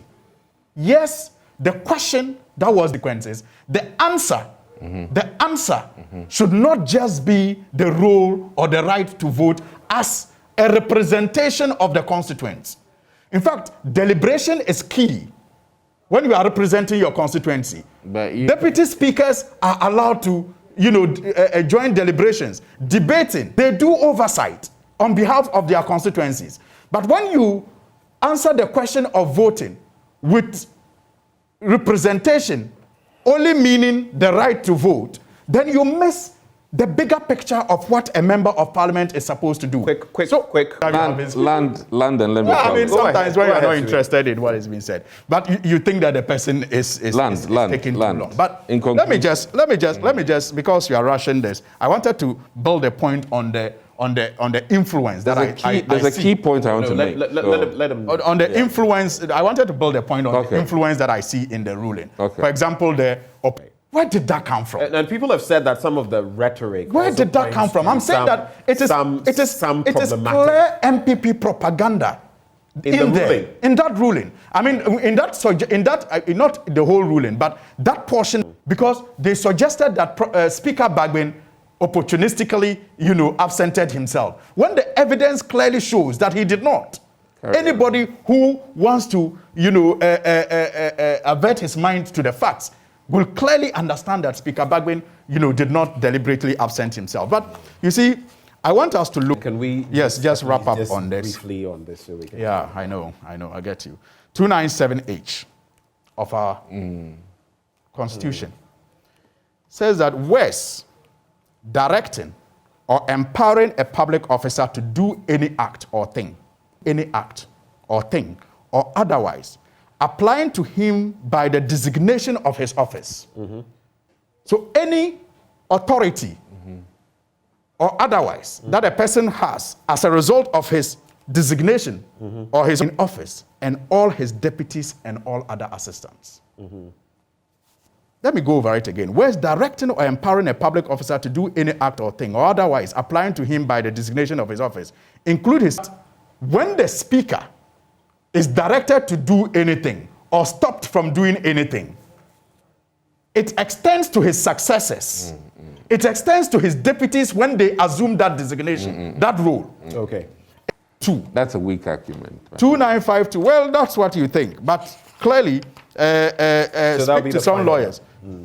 well, I think we can proceed. Okay, so I think his point is clearly made. And again, I will actually concede a few of the lines. Fight that, but there's one key thing that I wanted to point out. Right. In what is interesting, sometimes we should mirror good practices. Right. Can you just make it very brief? Yes. And the good practice is that when we have a split in the select committee, a chairman who is not permitted to vote is then allowed back and forth. Is that the practice, Suhini? Yeah. The chairman has a casting vote. When there's a split. Beautiful. When it gets to that point, he will be the decider. He'll be the decider. Or she. Or she. Agreed. Now, what prevents us from mirroring that in the House? Anytime the speaker is not there, the speaker, who is not a member of parliament, anytime he's not there, in literal terms, we have a split. And who's the decider? Who should be the decider? Point made. The person presiding. Point made. So, I mean, that is a very simple... And again, find in that ruling. Look, if you look at page 6 of our standing order, it says Speaker or Mr. Speaker includes a member presiding at a sitting. Now, this is not in the Constitution.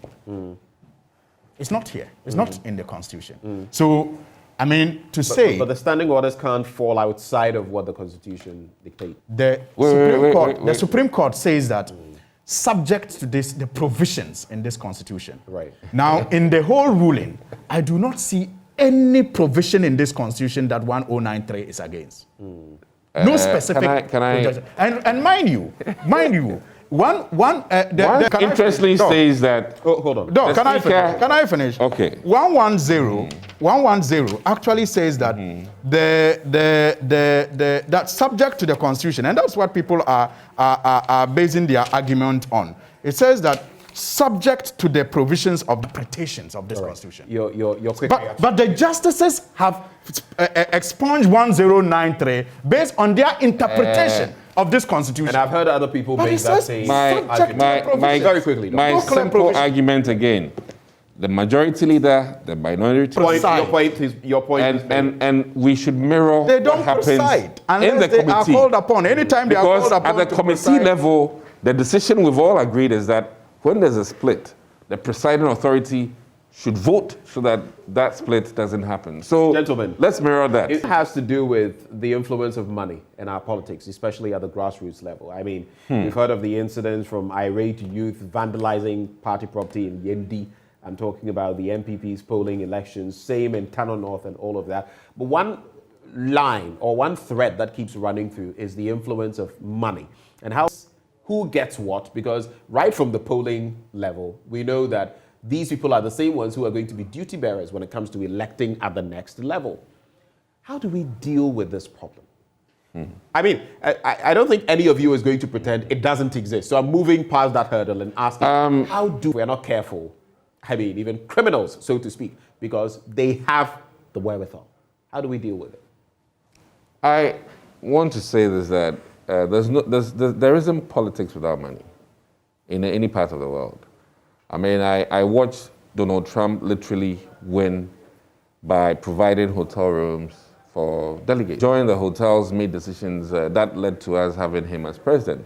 So politics, no matter what, will be influenced, it's just like lobbying to some extent, by resources. Now, what is unfortunate is that if we forget acumen, if we forget intellect, as it stands, people should also stand for a cause. And when you see a candidate who stands for a certain cause, please do support them. As Sir John rightly said, Kasapi and Toponko. Either way, no matter what, even let's look at government introducing taxes. You need to pump something to get people to buy in. You fish for money with money, but how do we ensure that the money that is being funneled through our politics is clean money, that it is not bad life? Because that is what we are seeing now. People are basically, if you don't have the money, you can have the best ideas or whatever, you will never get there. And it's unfortunate. It's a painful thing. But I've come to terms with the fact that any good initiative still needs something to back it, no matter what. And let me come in simple terms. So your final Even in answer school, is that basically, since we can't eradicate, because parents don't have money, and it's a painful experience. so we must just live with this. And I basically- think we need to do something about it. We need to intervene. What do we do? Clearly, I really think that as other nations have done, we might have to put a cap on spending, and then we have to put a clear a statement on people when things are going berserk or when things are going out of hand. That hey, pay your assets declaration, and this money you're spending. It's not in sync. What's happening, and that by itself, the state can decide that you are not a good candidate, and the state should disqualify you. Is that is what he's talking about? Regulating, I mean, yes, the bit about people declaring their assets and appropriately, all of that, but he's suggesting that, Well, let's say you've declared your assets. Let me share my view too, instead of accepting what he has done or disagreeing with what he has done. I think that generally speaking around the world, it costs money. I mean, your road safety, campaigns that you have done. Is it back to school or even seat belts, school, whatever campaign you engage in, it costs money. Promotion, no doubt about that. It becomes a problem, has become so serious in our case because of a report that I recently came across, a research report that I recently came across that made the argument that in most parts of Africa, corruption is actually demand-driven. Demand and supply, I mean. Demand-driven, yeah. It's demand. Prop up people who are corrupt. And they sometimes unconsciously even push people into corruption because of their need. Because you are a member of parliament, you are supposed to solve all their problems. They make demands on elected leaders without realizing that for those demands to be met, those people may have to engage in corrupt practices that will have long-term consequences on even their children and their grandchildren. So our society on the issue of corruption and how to deal with it. Our politicians reflect what we are. I have heard. What did you say? Our politicians reflect what we are. Can I finish? Can I finish? Okay, thank you. So Hassan, I think you should be a bit patient sometimes. But if I am making a point and you ignore my point important and you ignore it and go to a side, it's offensive. He said something that I felt was very tangential, very important. But when it becomes very consistent, also don't when it becomes consistent, it becomes offensive. You have to take note of that. Go ahead. So the point I am making about the best. Hassan, you have the time. It's ticking. Go ahead. Yes. So the point I was making about our society is that, look, because of where people live, because of the need levels of people, it's monetization of our politics. And that is why perhaps moving forward, I have made the argument on many platforms that we may need to adopt transparent ways of funding political campaigns. Transparent, yes, because in the United States, some of the things that we actually consider corrupt practices here, are legislated and reported on transparently in lobbies. Right. And it's legal. And it is legal. And the lobbies lobby the politicians to take certain decisions that will benefit the companies by way of contracts. Right. And by way of legislation that will, but it is legal because it is transparent. Here, what you have is a bill is before Parliament, and the company is looking for people they can influence in Parliament to, vote for the bill, or it is not transparently done, and there are no guides as to how they can contribute and get support or otherwise. It is considered corrupt when you are seen meeting with the company that has business. So in other words, should we make the reporting channels transparent so that when you are donating to a political campaign, you are donating either to a flag bearer, you are donating either to a party or to an aspiring MP, you must report, and everybody will know why you are doing that. And so when you are, how much you can donate, for example, I mean, I'm sure the legislation will provide for all of that. There must be limitations on how much you can donate, who you can donate to, how it should be reported, and how you can also spend the donation that you receive as a politician. When we have all of this in place, I'm sure we will be making a very political or not. It's expensive. 30 seconds for you, Doc, and you'll have the final bite of the cherry. Yes, so within the MPP, I would have wished that we didn't necessarily mirror the Electoral Commission's, number of polling stations.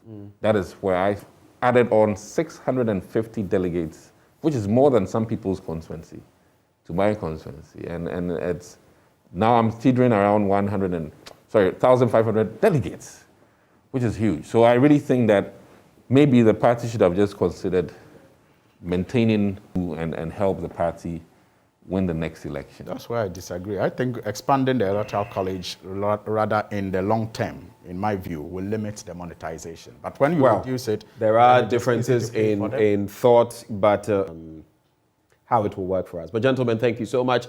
Alassane Suhuyini, Member of Parliament for Tamale North, and Dr. Dixon Adumakukisi, Member of Parliament, Anya Sowutum. Thank you so much for enriching our discourse this morning.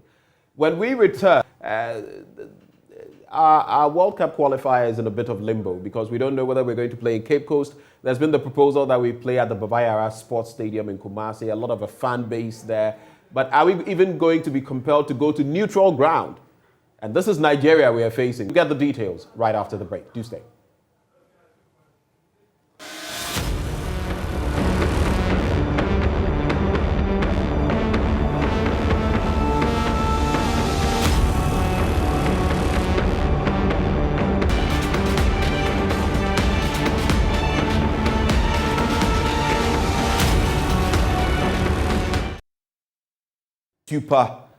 Eagles of Nigeria. I nearly said Falcons, but that's a lower team. How is it going to pan out? Where is it going to be played? Cape Coast Stadium, Baba Yara Sports Stadium in Kumasi, or neutral ground? Joining us for the discussion here, Gary Al-Smith, who, of course, is large and in charge when it comes to sports right here at the Multimedia Group. Gary, good morning. Thank you for me right here in the studio. Thank you. Good morning once more. Okay, so how did we end here, Gary? Let me start with you. How did we end here? What is the problem with the Cape Coast Stadium? Well, we shouldn't have had a problem with the Cape Coast Stadium because, first of all, now the immediate answer to your question will be that last week, Monday, knowing that we have a qualifier on the 25th of March, somehow, as a country, we decided to have our Independence Day celebrations on that same pitch. So that's the simple answer. Qualifier, at least the first part of it in Ghana. Yet we went ahead on Independence Day to have, the celebration there. So someone obviously wasn't thinking, right? You can say that because, the draw for Ghana to decide that the GFA had submitted the Cape Coast Stadium to CAF and FIFA for the game, it had been approved. So at the very least, we had 6 weeks to decide and to say, this is where the game is going to be played. We know it has been approved. Let's move. If I can answer, I would definitely be winning the lottery and I'll be on my way to Bahamas now. Wow. And thank you so much, Gary, for that premise, because it brings a whole lot of stuff into perspective. But Muftau, I don't know, but the mere fact that they used the stadium, what sort of damage? Has it caused damage? The bigger concern here is when you say, just put it into context, hugely damaged, what do you mean? Because you take a look at the pitch that that was used for the Independence Day celebration, you'd realize that a part of it became Sakura. Yes. So there are patches. There were patches, big patches. Quite interesting. Ghana actually submitted the Cape Coast Sports Stadium to be used for its international matches in 2018. So the first World Cup qualifier that we played against South Africa, that was rather the African Cup of Nations qualifier, against us, apart from the one against Ottoman and Principe, which was played at Accra Sports Stadium, they've always been played at the Cape Coast Sports Stadium. So government knew that the Cape Coast Sports Stadium was the facility Ghana was going to host Nigeria on Independence Day celebration. And this was exactly a month after CAF had given a deadline for countries if you want to change your venue. Right. But the regulations... So we knew there was a deadline. We allowed this to elapse and we... To the Ghana Football Association. So the Ghana Football Association in turn should have communicated to the National Sports Authority and the Ministry of Youth and Sport because they use state facilities. So when you use state facilities, what do? You need to communicate to people who manage these facilities. When CAF communicated to member associations that December 24 was the deadline, that if you wanted to change your venue for a game, you should do so, Ghana did not communicate. Ghana hanged on at 65th Independence Day celebration. The GFA got a notice on January 25, but wrote to CAF on January 28. On January 29th, CAF got back to the GFA, telling them that you made a proposal that we wanted to use the Cape Coast the Baba Yara Sports Stadium for the game, but the deadline had elapsed. Since it has elapsed, inspection to be used for any international assignment. That was one area that CAF told the GFA. The GFA wrote to the Minister of Youth and Sports, and not even to the National Sports Authority. They wrote to the Minister of Youth and Sports on January 31, telling him that we made a request to change the venue. CAF has told us that we cannot change the venue. CAF, why you are changing the venue with documents. Backing the claims. Second, you need to submit with approval from the opposing federation, which is Nigeria. So there should have been a memorandum of understanding between the Ghana Football Association and the Nigeria Football Federation submitted to CAF to be endorsed. Do we have? Because per the regulations, it was 90 days. You have 3 months to request. FIFA actually reviewed it to 8 weeks, right? Which means 2 months. We knew all these windows. Government was not in the known. GFA were in the known. But I'm not sure GFA also knew that government was going to use the Cape Coast Sports Stadium for. So someone was obviously... Let me go to Gary. So where we are, it's a very sticky situation. Nigeria could protest, right? If we still go ahead. They have actually protested. They have protested. Okay, so they've gone ahead to protest. Yes. Which means that I don't know the logic of this or the sequence of events, because now that they've protested, how will that likely shape up? Because we know that there could be the selection as well of a neutral pitch, which would not be in our interest. Yeah. So paint for us how this could shape up. Well, because Nigeria have protested, it has led to the Confederation of African Football bringing in an inspection team on Sunday to check out Gary, just to clarify, where the various facilities are what? Cape Coast and Baba Yara, or just Cape Coast? Yes, I wanted to take it sequentially. On Sunday, they were at the Baba Yara Stadium to check the facility. We don't know why they came to check it, whether they are probably going to give us what they call in this circumstance under what they call a special dispensation. So the pictures you are seeing right now are of the current state of the Baba Yara Stadium in Kumasi. Then yesterday, on Monday, the inspection team was in Cape Coast to check the facility as well. Of course, they will not tell us Ghanaians what their final decision will be. However, what we know is that they think it can do the job or it can do the job. If they tell them that the Cape Coast Stadium cannot do the job of hosting the game, they may, hopefully, for our sake, that's what we are hoping, say that, we are going to check the Baba Yara as well. That one seems to be in a very playable condition. And so let's give them a special dispensation and maybe give them a warning or fine them or something like that, But it must be emphasized, we must state clearly, Mukhtar and I, that allowing us to work with the Baba Yara Stadium will be outside the rules. Wow. It will be outside the rules. So you did touch on something that I was going to inquire about. Could Ghana suffer penalties, sanctions on the back of this, even if the pitch or the venue has to be moved? Are we likely to suffer any penalties? What do the historical antecedents point to? Well, the biggest penalty you can suffer is the game being taken away from your country and being taken to a neutral ground. And as Muftar will tell you, we understand that the options will be either of Cameroon, Benin, or Morocco. I mean, you know, for something like this, no amount of money is too small for Ghana to pay to have the game at Baba Yara, for example. So the biggest punishment or sanction you can be given is to be playing the game in a neutral territory.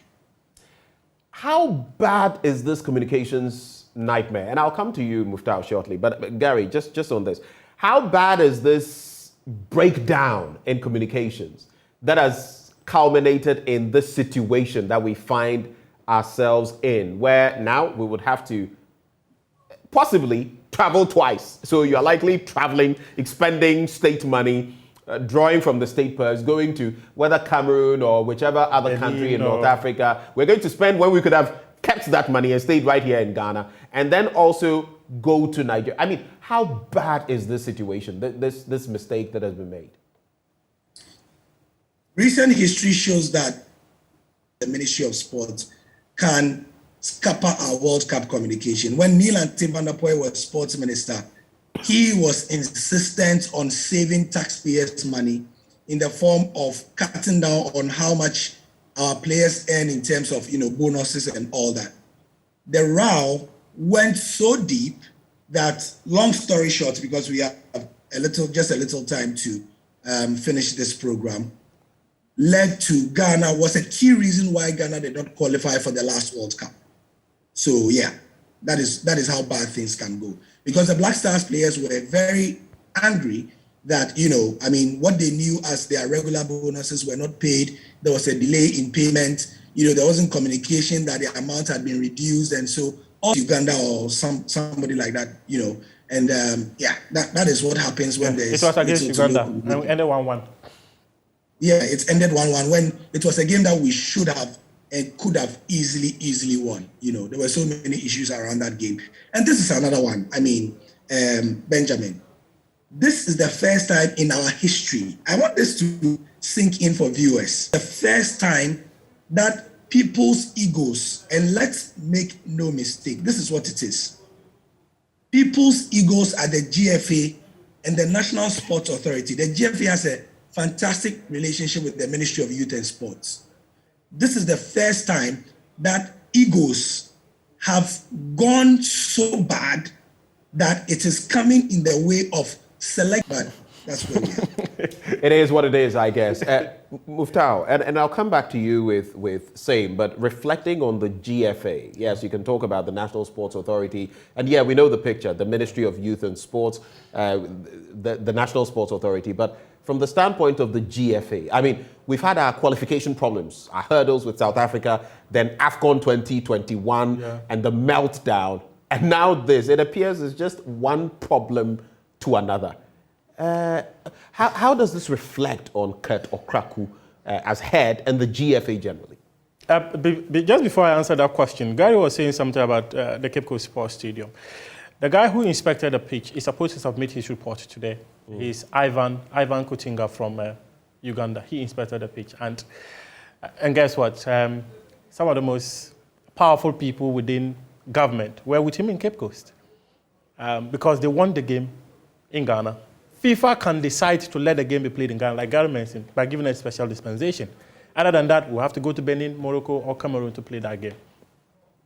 Let's come back and talk about the ego aspect that Gary spoke about. And that is exactly the question you are asking me.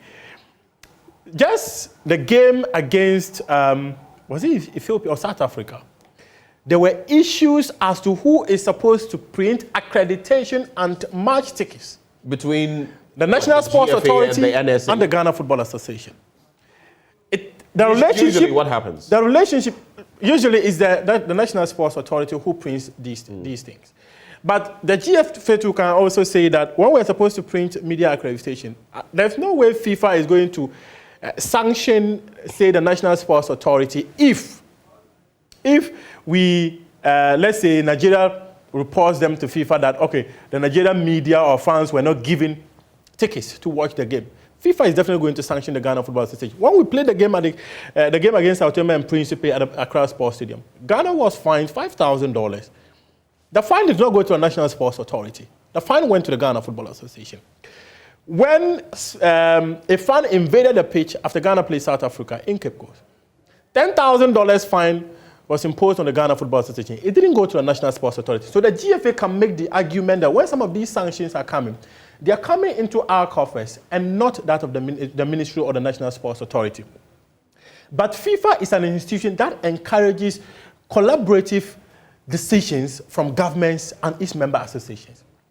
Now, the Keto Kreku leadership, in April 2021, I think they were very terrible in some of their decisions and their tone in terms of conversations with the Ministry of Youth and Sports and the National Sports Authority. These are two institutions that must work together. If you don't want us to work together, you don't come to tell us that you want to manage the national teams. You've not gotten to a point where you can manage the national teams your own way without support from government. Okay. So if the GFA have given them a certain posture that we are in charge of football, government or the government institutions or government agencies will also take a back step and go like, okay, since you want to manage, go ahead and manage. And that is why that is the problem with the egos. We must have cool heads between the National Sports Authority, the Ministry of Youth and Sports, and the Ghana Football Association if we actually want to succeed. Let's wrap on this point, gentlemen, and we're going to do about 40 seconds or a minute maximum each. I'll start with you, Gary. How much of an impact do you feel this would have on the fortunes of the Black Stars, especially if we have to go outside the country? But even if the venue is rescheduled and all the cloud of, your pitch is not fit for purpose and we're going here, how do you feel this is going to likely affect the performance of the Black Stars? Hopefully it wouldn't, but realistically, if you ask any average football following Ghanaian or Nigerian what the preparations of the two countries have been in the past fortnights, Nigeria seems to be street ahead in terms of the optics, how they are named. They've named their squad as at last week, Monday or so. We said we weren't naming our squad for the sake of the element of surprise. It's something like that. We say, our technical team don't want to. We can't let people know what's a simple pitch can be. So without wasting too much time, the optics and the vibe around us at the moment is not great. Coming on the back of the kind of AFCON we've had, and you've got to ask ourselves the question that you asked, Benjamin, what is happening to the GFE? And that's all. That's what I would end with. Gary, you're leaving us to reflect on the question with you. What is happening to? Why are you supposed to be answering the question? You're supposed to be helping us out, Gary. Anyway, but fun way to wrap it up. Your quick take. I just think there should be a collaborative way of resolving the issues. I'm very convinced, based on my conversation with people at the top level, the game is likely to stay in Ghana. But after this, let's not forget the sanctions that will come, and we must learn from this. Do you feel it will affect the Black Stars? It's definitely going to. If we are to play outside the country, because of jet lag and all that, but if we are to stay in Ghana and play, I think it shouldn't be a big issue. Thank you so much, gentlemen. You've got me thinking so many things, but let's pray for Ghana. For our Black Stars, Muftau Nabila Abdullahi. We'll continue praying. Muftau Nabila Abdullahi and Gary Al Smith with our sports team. Gary, thank you so much for joining the conversation. And for those of you who I noticed on social media, you were doing a lot of watching. Thank you so much. We pray for the Black Stars ahead of the 25th. This is how we draw the curtains on the AM show on a sporting note. My name is Benjamin Akakwo. Do have a good day.